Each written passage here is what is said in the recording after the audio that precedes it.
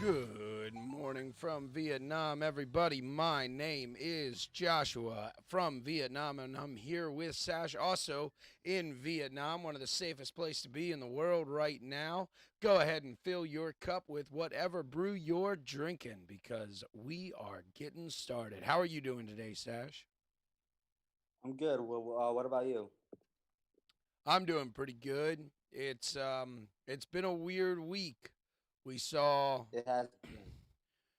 I guess my last prediction was right because when Linwood started going crazy and you asked me what that made me think, and I said made me think Trump's gonna lose, and we know all that. We saw all that last was that Wednesday. Um, the Yeah. electors placed Joe Biden as president elect, and the Congress certified it, and some people stormed the Capitol building, and I mean, it's a pretty crazy world that we're living in right now. What are your thoughts on everything that went down last Wednesday? Um, I'm not surprised. They've been hinting at this for years. Hinting at what specifically? Like these fucking, what they call insurrections and shit. It's like it didn't surprise me. All right. Well, what about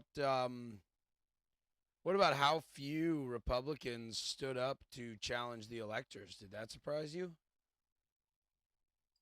No, I No. figured this was what was gonna happen, man. So, have you seen the videos of the Capitol building invasion and all that? We're not going to play them on the show today because it's almost a week old. I'm sure everyone's seen them by now. Yeah, I saw some of the videos. A lot of it is suspect. Yeah, I definitely am agreeing with that. What do you mean by a lot of it's suspect? Go into that. The cops just let them in, Cops and letting them like in. they Yep, were they were totally unprepared for them to start rioting. completely. And Yeah, so, do you think it was staged? Do you think that they were really Trump supporters, I but they were think. baited into Okay, it? Do you think a woman really okay. died? Do you think Ashley Babbitt's I a real think person? I think what happened was is that you had a minority that was hired to like fucking start the riot. Then many Trump supporters just took the bait. Yeah, that's definitely possible. Have you heard about the no fly list and whatnot? Yeah, yeah. That is probably the craziest thing of it all to me. And those videos we are going to look at because some of them are pretty fresh and they don't look real to me. A lot of them look fake to me. So I want to take a look at those. But what we're going to be starting out with is something you and I were talking about yesterday. We were going to go over the different forms of reasoning and logic.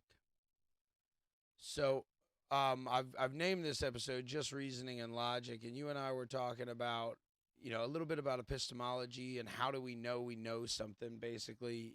And I was talking to you about the forms of logic that there are out there. So let's go into this, and I'll kind of these slides are something that I prepared for a debate class a while ago.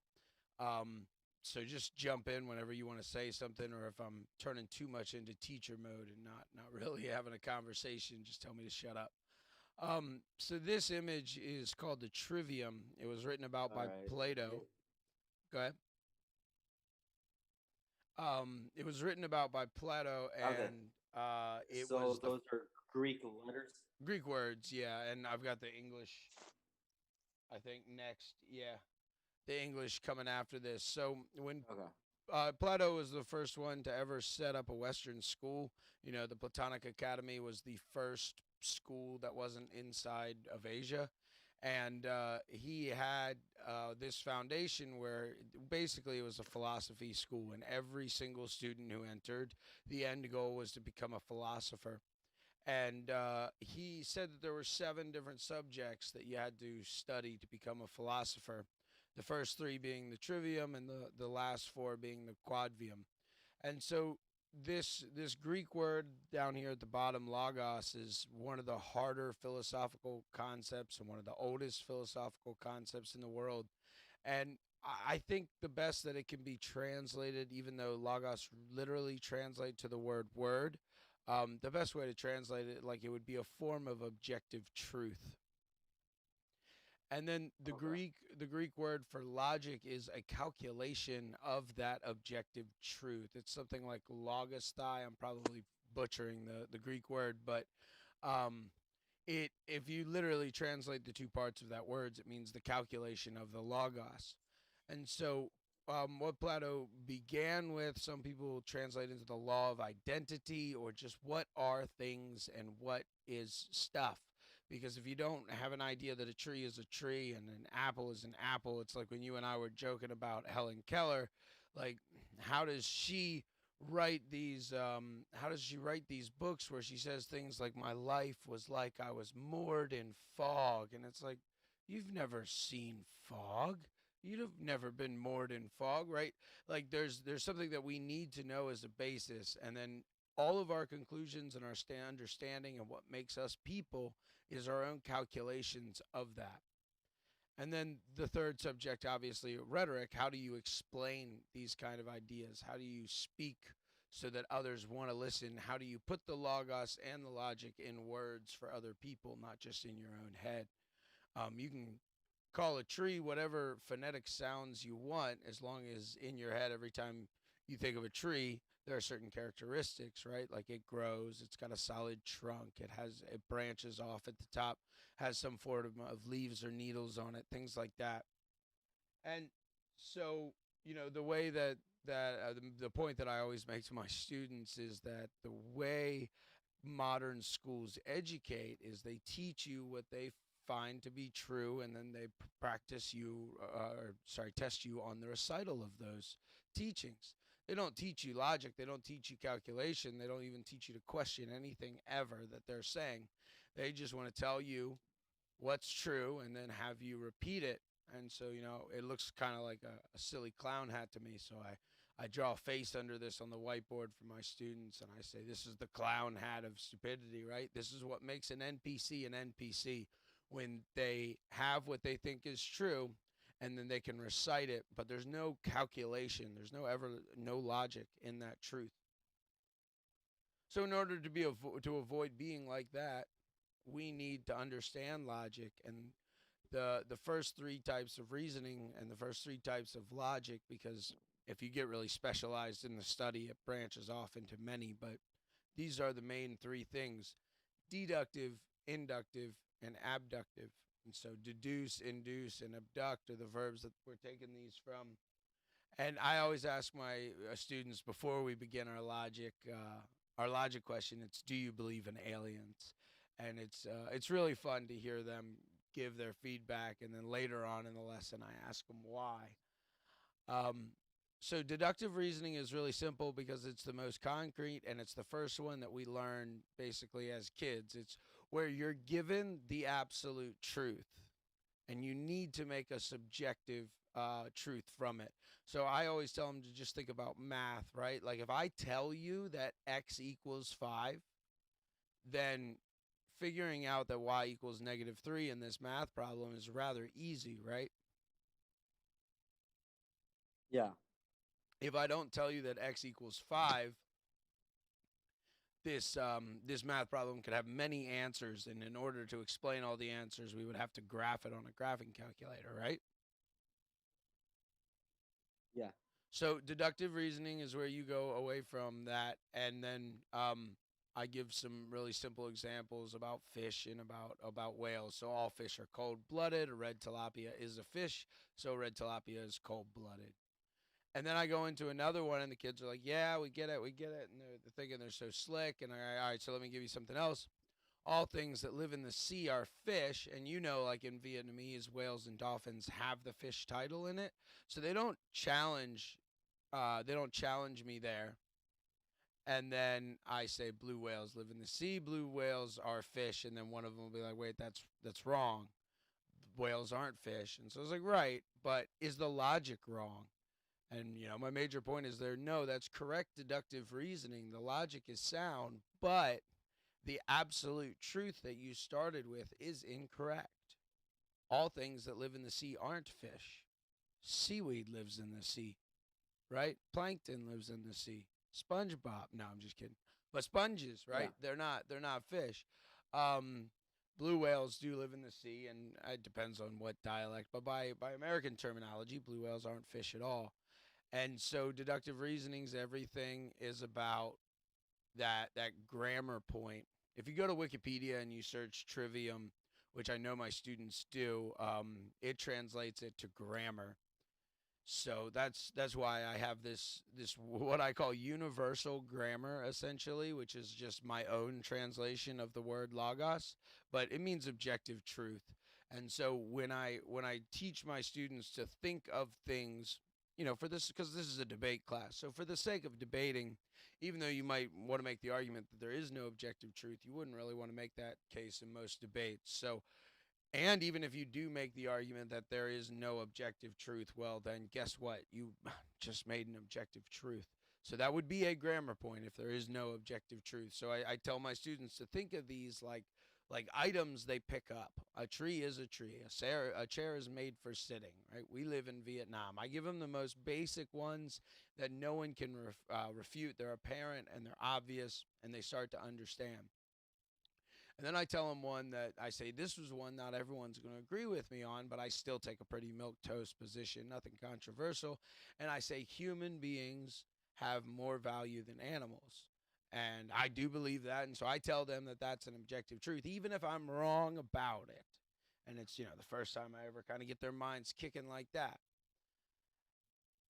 And so if I tell you, once again, deductive reasoning, I'm just giving them more examples, making them do it right in their heads where they have to solve that algebra problem because then they've just done it in their heads. So with deductive reasoning, if our starting truth is correct, our answer will always be correct. Always. Okay. Now, that begins with objective truth when you're thinking, but inductive reasoning is the total opposite. And it's what makes us skilled individuals more so in life, right? It's what makes you good at negotiating.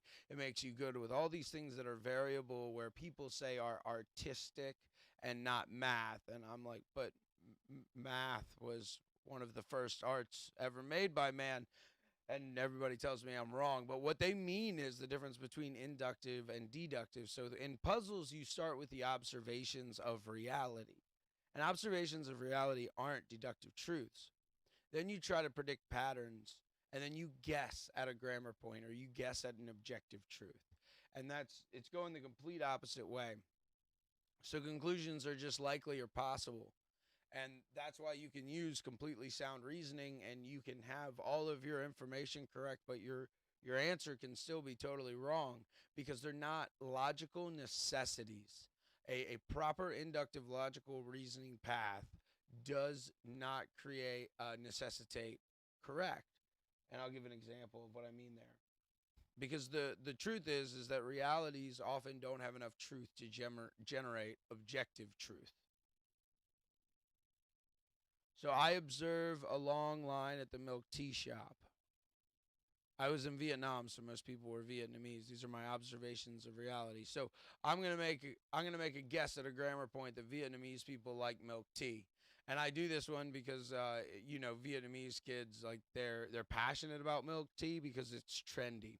They either hate it Yeah. or they love it, and so like four people in the class will nod their head and go, "Yeah, Vietnamese people like milk tea." But then one student will be like, "No, I don't like milk tea," and that's exactly why I set it up with this example, because there is proper inductive reasoning, right? I observed popularity of milk tea in Vietnam, so making a generalization of Vietnamese people like milk tea is valid inductive reasoning, but it's not an objective truth. It might have more truth to it than just those seven people that I saw buying milk tea like milk tea, but just that one shop, I didn't have all these conversations. I haven't spoken to every Vietnamese person, so it's not objectively true, but you could say it's generally true. So if you begin, all right, so that's the end of inductive reasoning. So that's what most of what we do in our life is we're looking at reality and we're trying to predict the patterns and we're trying to find out what objective truth is. When I say what I believe about Christ and about God, it's me doing exactly that, right? I've observed reality my whole life. I think it's C.S. Lewis's quote. I might be wrong, but he says I know that God exists the same way that I know the sun rises, not only because I see it, but because by everything else I see. And so that's my own observation of reality. And so that is inductive reasoning when people believe in theists most of the time. And then abductive reasoning is the one that makes engineers skilled, and it's probably the one that separated me the most because I was engineer at a really young age, doing a lot of tech, and I love doing abductive reasoning puzzles. So that's when you begin with unclear grammar points, unclear objective truths, or unclear realities, and then you kind of just shoot from the hip, and you're like, pop, pop, pop, pop. Maybe it's this, maybe whatever, and it's really hard to give concrete examples about this, so I have to go into like IT. So I go into like troubleshooting laptops. So my friend tells me the that his computer's getting the blue screen of death, and I know that his computer's a laptop. Many issues in a laptop can call the BSOD, like tons of hardware failures or even some software failures. And I know that hard disk drives fail on laptops more than other parts because they're fragile. And when you carry a laptop around, it gets jostled and bumped and jostled and bumped. So I know that AGDs is also one of the major causes of the blue screen of death. So I instantly will tell my friend, change your hard drive, right? Um, and so that's my example of abductive reasoning, right? Like there's no clear grammar point because I haven't even seen his laptop, so I haven't even observed a clear reality. I just have him telling me a symptom, and I'm like using a lot of my past experiences. I'm using a lot of generalizations. I know I'm using some objective truths, and I'm just making a guess. And this is a true story. This has happened to me. I was just talking to a friend and I just said it because he's like, I don't want to bother you and make you look at it. And I was like, well, you could try this. He did it and it worked and everything was fine with his laptop. And he's like, how did you know? And I thought it was just a good example. But it's like what good doctors anyway, are going to need. It's what engineers are going to need, things like that. It's where you have to rely on your book learning, you have to rely on your experience, and even the reality you're seeing isn't super clear. And then I go into my students and I ask them, how do we know when someone's lying? Is it, and I want them to tell me if that's deductive reasoning, inductive reasoning, or abductive reasoning. And then I teach in a Socratic circle, so there's no raising your hands in my class. You just speak when you want to interrupt me and say something. And I will, I'll make the students start to build scenarios of all the different ways we can find out someone's lying. Like if How do someone you regulate that? Like when the kids just like interrupt you like that, like what's the procedure there? They'll feel academic shame if they're not going to say something that's relevant. And if they're going to say something that's relevant, I want that always encouraged. Okay. So it's just a little bit of shame that I need to give them when if they interrupt me with something that has nothing to do with the point that I'm trying to make. But and people don't speak at two at a time because they're not speaking to each other. They're speaking to me, and I facilitate the conversation of the Socratic circle basically. And so even if two students are having an argument, sometimes in class, not always, but sometimes in class, each position will be posed towards me as if like I was a judge in the courtroom or something like that. It's kind of strange. But it's a formal debate class, so we practice that style because that's how you practice in a debate. So that's probably the why they're doing it, and so they're using me Okay. like I'm an adjudicator. That way they don't start to speak over each other. But obviously, there are friends in the class who will speak directly to each other, and then you have the more competitive people who want to challenge face to face. But then it's a lot easier for them sometimes if they don't have to look at a student, because I never tell them they're wrong. I make them tell me they're wrong, and I just explain why. If they totally disagree with the point that I'm trying to get, I'll just keep giving explanations until they go, "Oh, I'm wrong," or "Oh, okay, you're right." Like whatever. So I encourage the challenge. I always want to be interrupted in my class. So yeah, so I tell them to build scenarios about how do we know when someone's lying, and I was like, okay, so Sash, if someone came up to you and said your name is Marilyn, how would you know that they're lying? I would Right? just know. Yeah, you would just know, right? You would know an objective truth. You'd be like, no, this is my name, and even if there was some weird legal thing that happened without you knowing it and that did become your legal name, you still wouldn't accept that as your name. So like there's an objective truth of what your name is. And so you could deduce that he's lying to you. You go, my name is Yes. Sash. He said, done.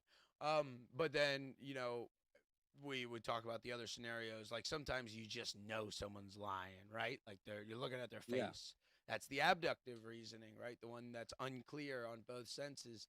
And then the inductive reasoning would be, what if someone's lied to you 100 times before, and then they come up to you and then they say, aliens have invaded Hanoi.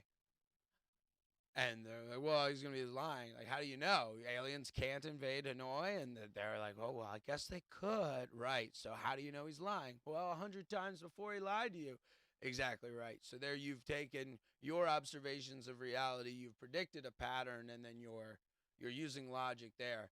And so all this stuff that we're told, like some people are just good at, like especially social interactions, telling if a person's happy or upset or pleased or something like that, being persuasive. We're all told that there are just kids who are gifted at it, and then there are kids who aren't, and that's complete horse shit. Everyone can learn all these social ticks and all these social cues, but there are some people who learn all these forms of logic and reasoning very naturally, and so they become good at things. Or there are people who naturally read faces and get a better observation of reality. Sure, but when you're clear in your thinking, any human being can become as good as those people who are naturally gifted. And I would say, in some cases, even better than those who are naturally gifted, because they begin to polish and practice a skill. And one, I've done it with myself. I used to be really, really unaware of how everyone in the room was feeling. But two, I've also witnessed it. Some of my debate students I've had for nearly 2 years. And so I've watched them change as human beings. And I've watched some who were not good at these kind of things, specifically telling if someone's lying, or telling if you're annoying someone, or telling if someone's happy. And then of course it always goes into the conversation of telling if someone has a crush on you, right? Because I teach teens and preteens, so that conversation always has to come up. And that's hilarious because they know all these generalizations and stereotypes from like movies and stuff. And I was like, yeah, but do people really do that? And then I think about it and they're like, no. Like if I get an answer like they twirl their hair when they're talking to you, I'm like, okay, right, but do people really do that? You know what I mean? So this is Yeah. one of my favorite lessons to teach, actually, because the conversations are so darn good and the kids are usually cracking up the whole time. Then I ask them about aliens again, and I tell them to give me one of those three reasons that they're using to tell me why they either do believe in aliens or don't believe in aliens. And that's fun. So this is this is what I kind of summarize it for, and I tell them to take a picture of this one. Maybe I have one with both out. No, I don't. So I tell them to take a picture of this to help them remember it. So whatever you want to call this left side, this objective truth, this logos, this grammar, general truth, absolute truth, truth with a capital T. In Vietnamese, it's called the Tao, right? Whatever. Into your real life, what you can see, making an experiment, doing observations, um, Hmm. subjective and situational truths, and then Sorry, I got a message on Steam. It distracted me, guys. And then the inductive is going into Logos. And obviously, I'm a Christian, so I think Jesus Christ is objective truth incarnate. John opens in the beginning was Logos, and Logos was Theos, and Theos was with Logos, and Logos became flesh and came down as man. So, um, a lot of this is me pointing this out, saying Logos is the most important thing in the world. Whether you think it's Christ or not, I don't bring up in class, and that's a totally different conversation. But that objective truth, when you deduct, you're deducing from it, and when you induce, you're inducing into it. So I tell them to remember the into in. You're going into Logos, and I tell them Logos is the most important thing in the world. And then when the things are unclear, you are abductive, right? You need to take or lead away, was what abduct originally meant, things into your situation and use intuition, which is another unclear observation of reality. Gut feelings are unclear observations of reality. Something tells you something's wrong. You don't know what's telling you something's wrong. You know what I mean? Yeah. And so those are the three types of reasoning. And that Okay, so go ahead. let me see if I understand this. So like um deductive reasoning is based on grammar points like math. Math is a super clear way to illustrate it, but a grammar point would be anything that is 100% true. 2 So, plus 2 is 4. um, in decimal mathematics that we learn, yes, but then that could change in a different form. Like 2 plus 2 isn't even a valid equation in binary.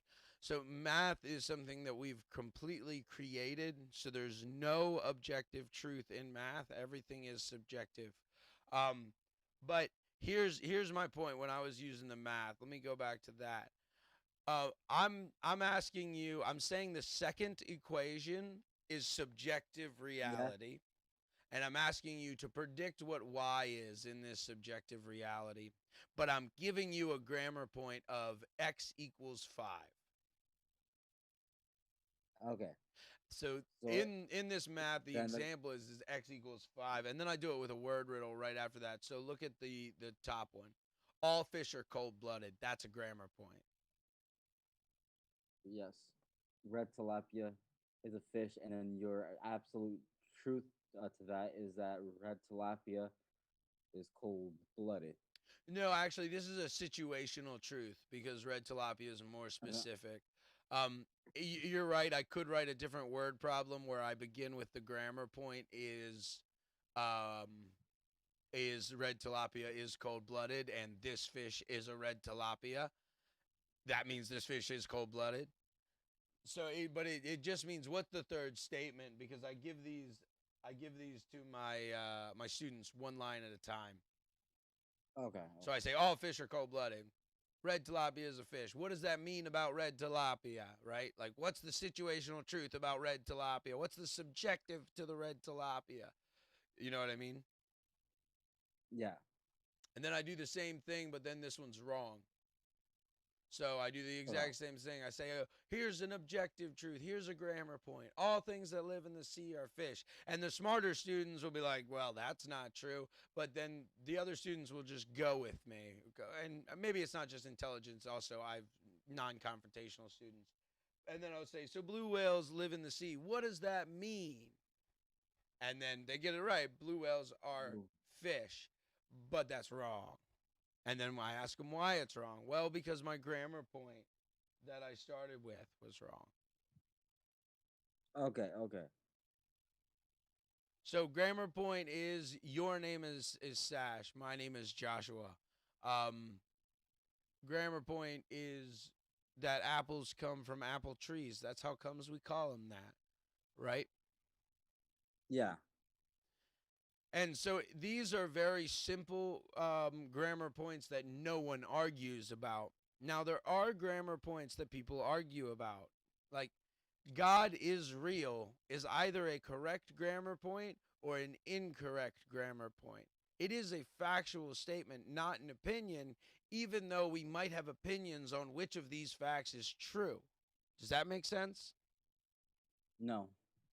All right, so um um so let's take a different premise before. Like your name is Sash. There's no one in the world that argues with that. No. It's not a controversial grammar point. Now, whether you believe this statement is true or not isn't my point. Somebody's right. The theists are right or the atheists are right. Like that Okay. that's it. It is a grammar point. Now, if I make deductive reasoning on based on this grammar point, God is real. I'm trying to think. You kind of need more grammar points than just God is real to make inductive reasoning. Okay, I guess I could say God is real, and that means God created me. I think I could say that. Um, so that's proper logic. If God is real, then and we're defining God as the creator. So if the creator is real and I'm created, then God, the creator, created me essentially. So Okay. that's perfect logic. I could be wrong about that. There might be no God. But that means my grammar point was wrong. So the main point that I'm trying to drive home to my students is if the grammar point is correct, the deductive reasoning will be correct. But if the grammar's Okay. point wrong, it won't be. That's the whole all things that live in the sea are fish is a long grammar point. So even and this is why so many debates online just go off into these weird little trigger fests. It's because people Yeah. don't really understand this very distinctly. And like if I'm having a conversation with someone, I will need to have this. Let's say it's about space. I'll need to have that conversation based on a bunch of grammar points. And I think the earth might be flat, and not many of my friends do. So when I have conversations like they read an article and they just want to shoot the shit and talk about a spaceship, I have a conversation as if those grammar points are true about the heliocentric model. And if you both look only independently from your own grammar points that you think are correct and you don't appreciate that the people disagree with you about them, you'll never be able to communicate and you'll just think each other are both so stupid because you're like your logic is wrong when in reality they're just starting with different grammar points than you are. So their logic is the same as yours, but you're assuming they're starting with the same grammar points as you. So if they started with the same grammar points as you and they got to the conclusion that they got to, then their logic would be flawed. But they're starting with different grammar points. Like the most common one we see in America, the grammar point is, does the government want to help you? Well, that's more of a question rather than a grammar point, then, No, right? it's a grammar point because either the US federal government is an entity designed to help the citizens of United States of America or it isn't. Okay. And most people on the left side of politics assume that it is. And most people on the right side of politics assume that it isn't. Okay. And then they have these arguments of, don't you want to help people?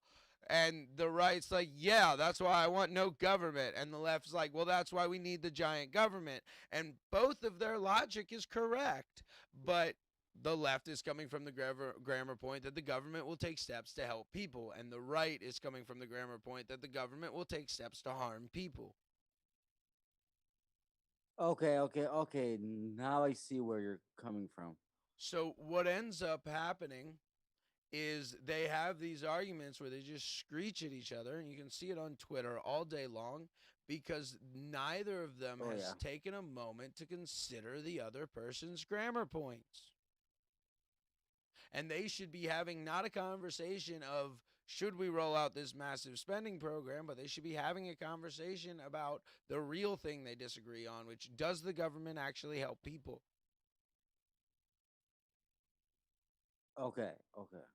And you see it even on the same thing with like if you ask me a question about gravity, man, like I need to know which sets of grammar points to use because if I think the world's flat, there's no such thing as gravity, right?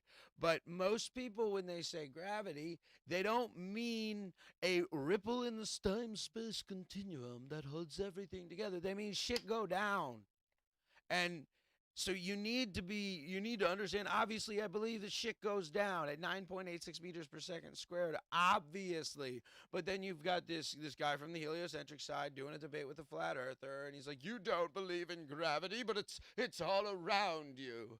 And well, no, things falling down is all around me, but a ripple in the bend of the time space continuum, I've never observed that. And so it's totally different questions, and then they'll change what they mean to keep to assume the other person's retarded. Because if a flat earther came to you and said, I don't believe that objects of dense mass accelerate down to the earth at 9.86 meters per second squared, you'd be like, dude, no problem. Come over. We can do this science experiment in about 30 minutes, and I'll convince you that it does. And then if you did the science experiment and he still didn't Mm-hmm. think that, you'd be like, you're crazy. You just saw the you just saw it fall over and over and over and over, and we timed it, we measured it, right? Like we just proved it does over and over. But really, the flat earther isn't talking about that acceleration, and so all of our discourse, especially online, is spiraling down this rabbit hole that I draw for my students every day, and they all laugh because all their English teachers yell at them to never use double negatives, and I tell them I will never not show you this because it's in almost every single one of my slideshows. Even if I don't talk about it, I just, oh, there it is, told you, always gonna show it to you, and then go through because I Mm-hmm. want them to be so consciously aware that every time they're given objective truths and every time they're told how to communicate them, logic must be a part of the process. And you need to break apart individual grammar points like what they really are, and you need to weigh them all. And so epistemology, the study of knowing things, is the study of grammar points. It's, can we be certain on any grammar point? I feel like I am certain on the grammar point that the US government was not designed to help US citizens. I feel very certain on that. Okay. And but I still could be wrong. Okay. I Okay. feel very certain that God is real, but I still could be wrong. Mm-hmm.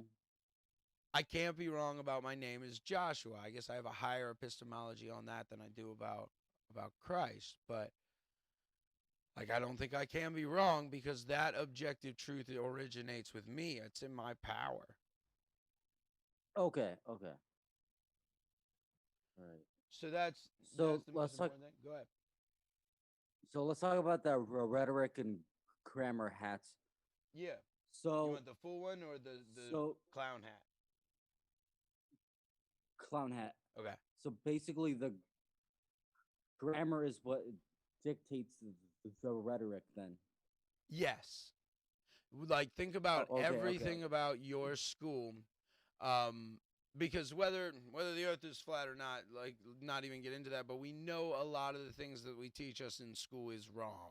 A lot of the history is wrong. Yes. But when you go for a test, you don't need to use any logic on your test. So what you do is you remember the things that they told you, and then Mm-hmm. you write them down on the test. Mm-hmm. Okay. Okay. So you're Okay. practicing your rhetoric. You know, it's written rhetoric, and I think there's another English word for that. But Plato didn't mean the differentiation by rhetoric; he meant communicating your words. And so there's no logic, and they never teach you epistemology. They never teach you to question the grammar points they give you ever. Like that's so taboo in mainstream academia. Yeah. And I guess it's also part of the reason why I allow my students to interrupt me every time because I really am trying to teach, like Plato.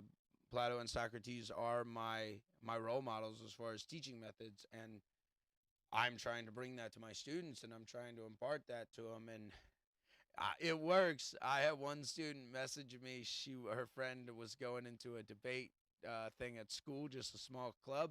She's like, my friend asked me to tutor her. Can you send me that picture of the pyramid with the three things? It's like, yes, of course I shall. And it's um, it's good. It's a very very fun lesson to teach students because you see them totally light up and understand and get it. And I don't know how most adults don't know this clearly. Only people who have studied philosophy or studied education really understand this clearly. And I don't know how to teach it to people without doing what I'm doing now, which like I can't do this when I'm having a conversation with a libtard at the bar. I can't be like, well, let me bring out the slideshow I show my children and tell you about how to think, right? Like no one would listen to me. You and I were having a conversation about this, so you specifically asked to go over this, which is totally awesome. But you know what I mean? That I can't just teach someone this in a bar conversation in order to Yeah, exactly. have a proper conversation, and it's needed. Like even we're talking now, but like and I'm still not like fully comprehending it. I think it takes time. I think you got to chew on it for a Yeah. while, and your brain will start to iron out the wrinkles. um Okay. it definitely, like, of course I'm trying to make it in this compact little 45 minutes with all the information, but everything that I've got here didn't come from one source or one class. This is hours and hours of reading Plato, and it's hours and hours of reading philosophy of education books, and it's hours and hours of reading teachers, and like this is me. It's mainly inspired by Plato, but Plato never made the clown hat for me. That's my own addition. And Plato doesn't really talk about deductive, inductive, and abductive reasoning. He expects his reader to know them already. And so, like, I, my brain, as I was creating this slideshow, was probably meditating on it for a month and a half. So I'm not surprised that it doesn't click all at once. You know what I mean? Okay. Yeah, yeah, yeah, yeah. But it's really useful, and the exercise that I always give my students at the end of this lesson would be to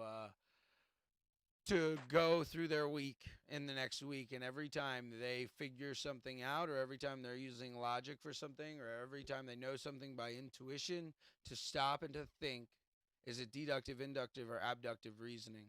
You know how some people can raise one eyebrow and some people can't? Yeah. Do you know why? Me. Can you No. do it? Yeah. Okay. Um, but it's just about familiarity with the muscles, and if people don't know how to do it, they can teach themselves to do it by massaging their face and moving their eyebrows, and it's like a year-long practice. I taught myself to do it. I couldn't do it until I was an adult. And it's the same thing with this kind of brain power, essentially. Like, you'll get more aware and you'll get better the more you focus on it as you do it, because it's now a point of focus for you. And so you're going to get better at all three forms of these reasonings as you're actively thinking about that form of reasoning while you're using it, because it'll then become this manual process. And it's never taught to anyone as a manual process. It's always taught to people as just like, feel the answer. How do we know that 5 plus 3 is 8?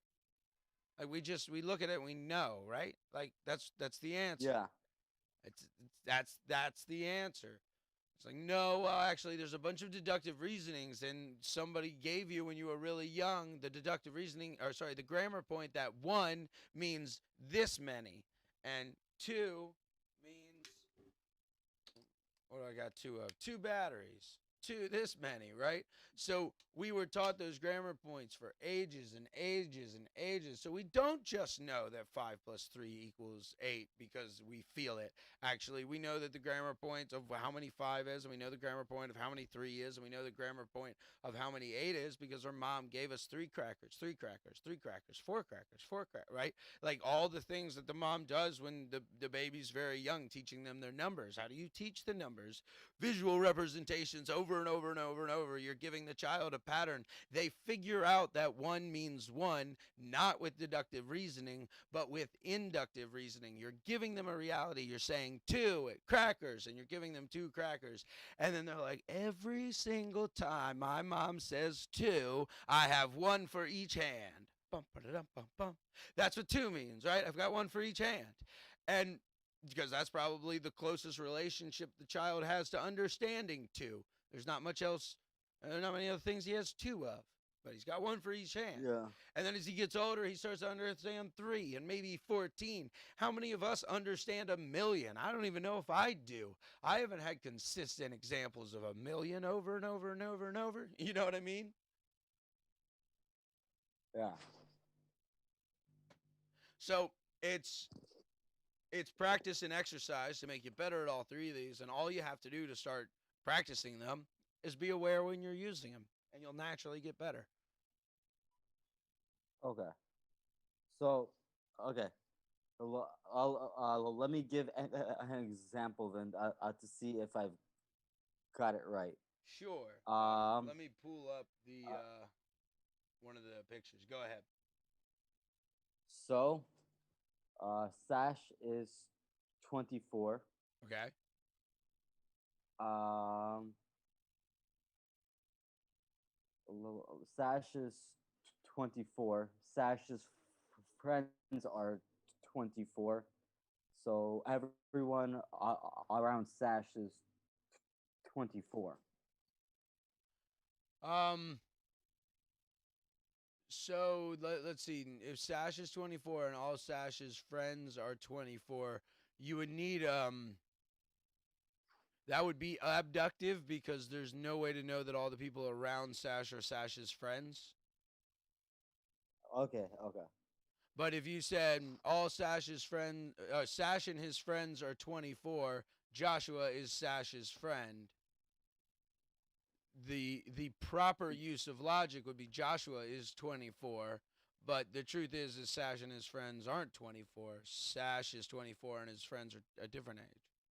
So it's just an incorrect Yes. grammar point that leads to an incorrect truth. But maybe one of your friends is 24. Maybe the majority of your friends are 24. And inductive would be, oh, I met Sash. He was 24. He was sitting next to William, who was 24. Who was sitting next to Mike, who was 24. Sash and his friends are 24. And then I'm there at the table going, what about me, Mary? What about me? Because she only asked 3 of us. There were 10 of us at the table. She'd be using inductive reasoning. She saw a reality and she tried to predict the pattern.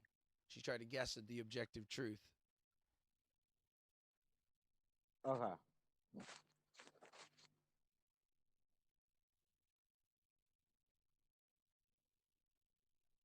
There it is. So the inductive reasoning would be what she's doing if she met you and then the 3 people next to you were all 24. She's like, how old are you, Sash? How are you, Mike? How are you, William? How are you, Fred?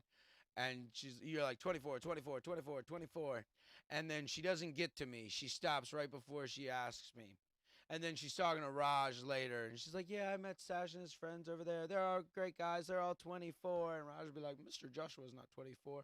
And she's trying to predict the pattern, but her observation of reality was all true, right? Everyone she asked was 24, and then she just assumed, they're all 24. I'm predicting this pattern. I'm going to guess at the grammar point that Sash and his friends are 24.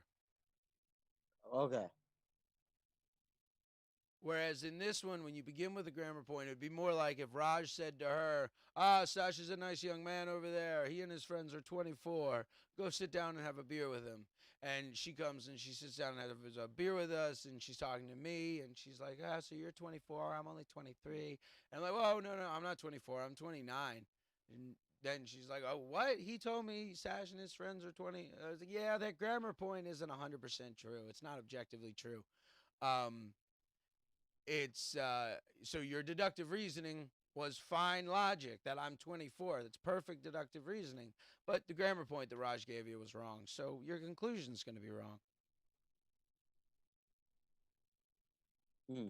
See the difference of whether she Okay, started okay. by That asking that us makes and making a guess, or as whether she started from Raj giving her a directive of this is how old they are. okay, okay, okay. I see. Yeah, I mean, you can see because I I see you got it. scratching your head as well. You can see why this is so much fun to teach children because they're Yeah, sitting yeah, there yeah. doing the same thing you are. Like they're making examples, and how I teach is exactly what I'm doing to you. I take their example as close as I can, and then I warp it. If it's not perfect yet, I'll warp it, and then they're like, oh, "Okay, I see what you did to my example," and then we just my debate classes are 3 hours long, and we just do that for 3 hours usually, or at least an hour and a half. Okay, okay. I see.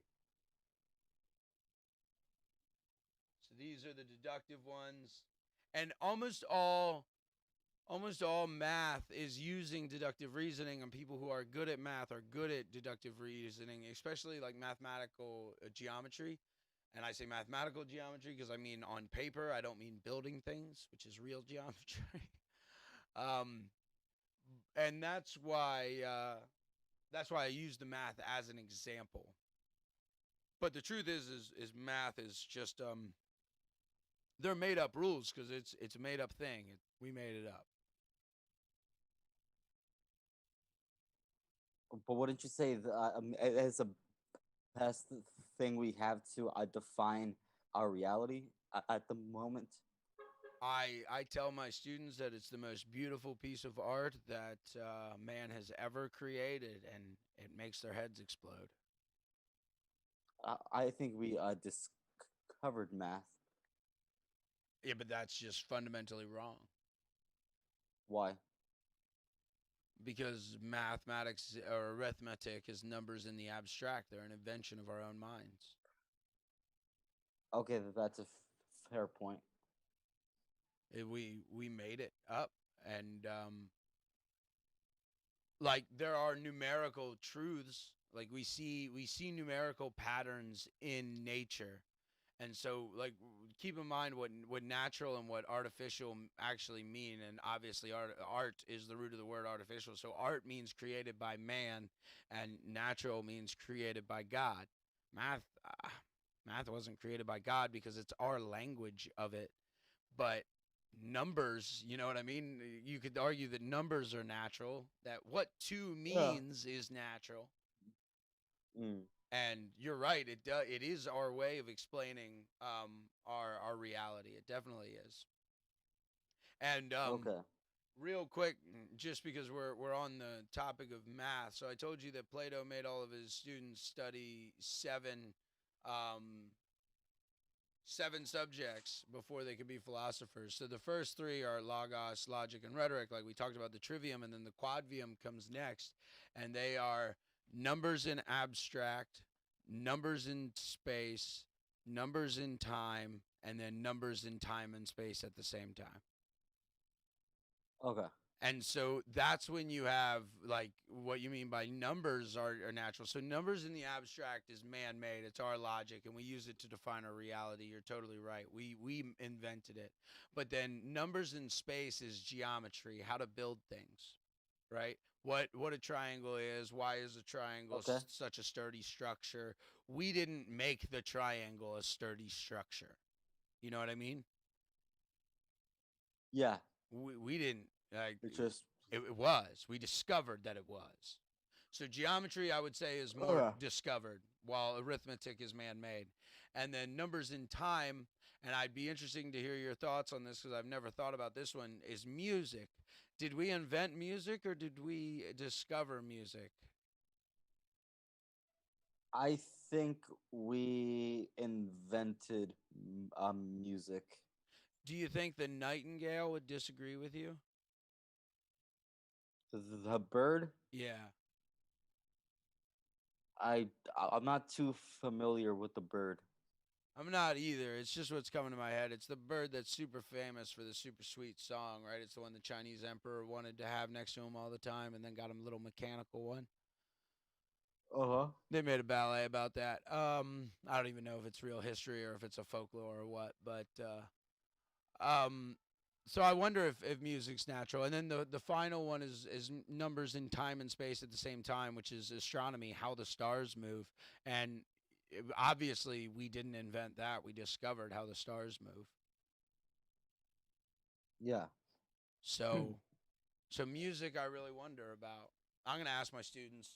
That's my favorite thing to do when I can't decide something. I ask all my students because they make some of the best interlocutors sometimes. They don't mind asking any question for anything. Like they never feel embarrassed and they're honest. Like I just it's every philosopher should have students. Yeah. uh, it's a good thing no one watches our show or I'd get ripped on for calling myself a philosopher right there.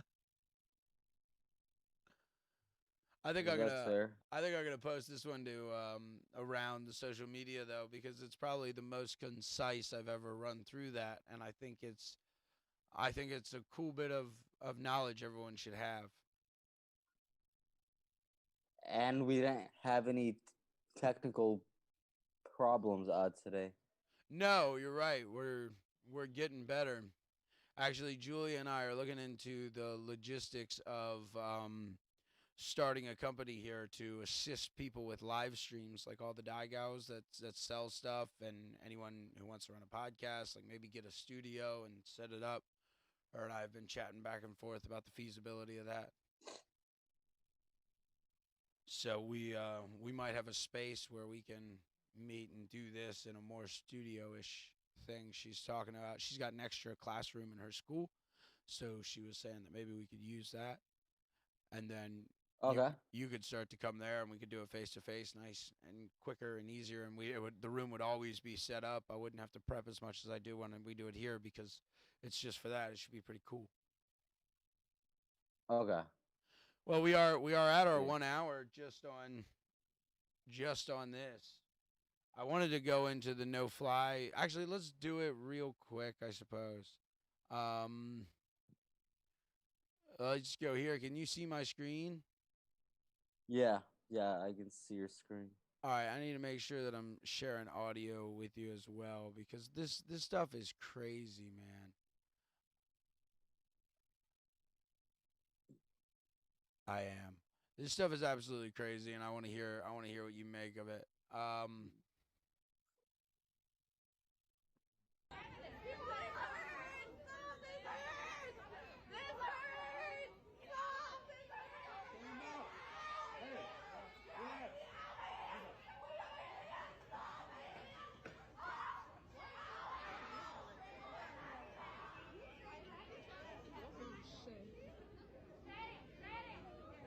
Hey, officer, what is she gonna do with her kids? Can you just answer her? We got this, okay?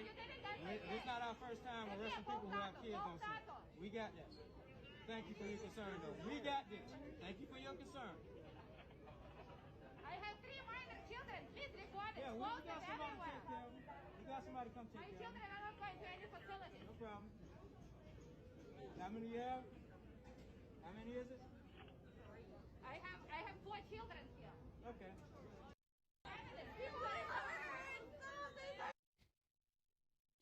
What do you make of that? I mean, I think it's normal. You think it doesn't look real to me. It all looks so staged. What is the W- fake Russian accent? That's not real. What if she's really Russian? I don't care if she is really Russian. That's not how she normally talks. How do you know that?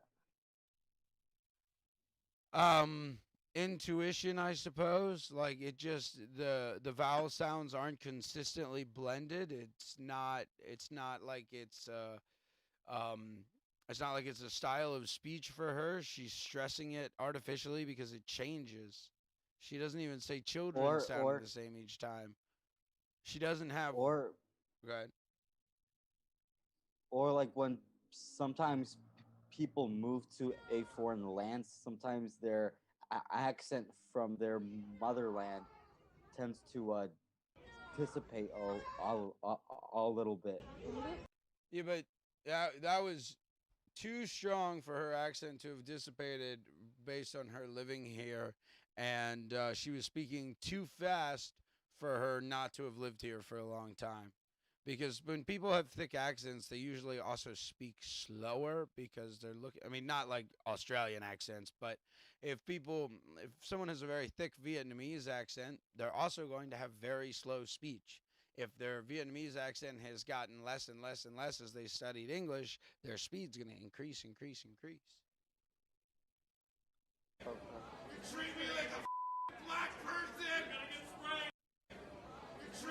Actually, that the video is from a very long time ago. It is. Oh, that's Yeah. great. This is from 2016. Okay. That's great to know because that was another one I was like that's too perfect of timing. Like right now, he's getting arrested when all the black people are going, man, if he was black, he'd be arrested. And then all of a sudden he's screaming, you treat me like a black person. Okay. I'm so glad that cuz I think these all look fake. I'm confirmed that that one is both fake and gay. Kick these people off the plane because they support President Trump. And you got all these fucktards standing around doing nothing. 30 cops over here. Rest of them going everywhere. All these police everywhere. Because they were waiting for these people to get put off the plane because they support President Trump. How you doing? It's crazy. This is crazy.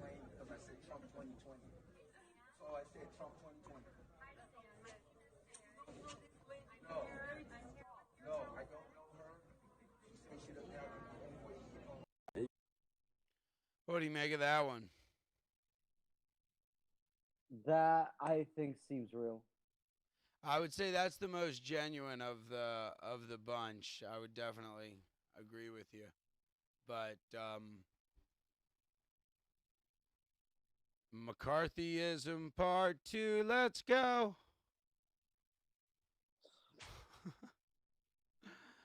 All right, guys. I think we'll call it here. We're a little over an hour.